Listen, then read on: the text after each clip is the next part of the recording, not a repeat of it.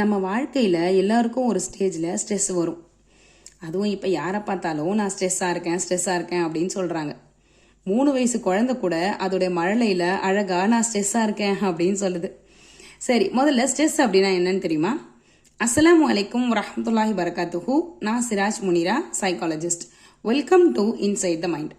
இந்த வீடியோவில் நம்ம ஸ்ட்ரெஸ் அப்படின்னா என்ன, அது எப்படி நம்ம மனசை பாதிக்குது அப்படின்றத பார்க்கலாம். ஸ்ட்ரெஸ் அப்படின்னா ஒரு ரியாக்ஷன். நம்ம வாழ்க்கையில் ஏதாவது சேலஞ்ச், ப்ரெஷர் இல்லை பயம் வந்தால் நம்ம உடம்பும் மனசும் அதை ஹேண்டில் பண்ண தயாராகும். அதுதான் ஸ்ட்ரெஸ். சரி, ஸ்ட்ரெஸ் நல்லதா கெட்டதா அப்படின்னு கேட்டால் யோசிக்காமல் நம்ம கெட்டதுன்னு டக்குன்னு சொல்லிடும். சைக்காலஜி சொல்லுது ஸ்ட்ரெஸ் 2 வகைப்படும். First one eustress, second one distress. Eustress, இந்த ஸ்ட்ரெஸ் நமக்கு நல்லது. எக்ஸாம்பிளுக்கு நம்ம ஸ்கூலில் எக்ஸாம்ஸ்லாம் எழுதியிருப்போம்.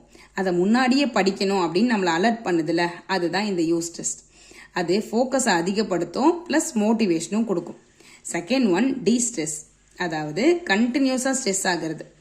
எக்ஸாம்பிளுக்கு ஒரு நடந்து முடிஞ்ச விஷயத்த நினச்சி நாள்தோறும் பயம், டென்ஷன், கவலைன்னு ஏற்படுத்துகிறது. இது நம்ம பாடிக்கும் மைண்டுக்கும் பேர்டன் ஆகி நம்ம தூக்கத்தை, நம்ம மூடை, நம்மளுடைய ஹெல்த் எல்லாத்தையும் பாதிக்குது.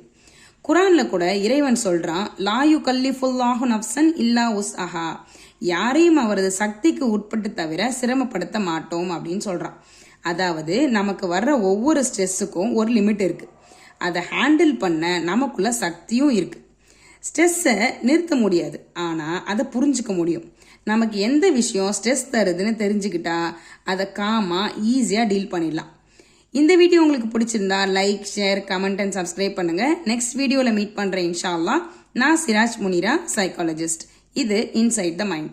தேங்க்ஸ் ஃபார் வாட்சிங்.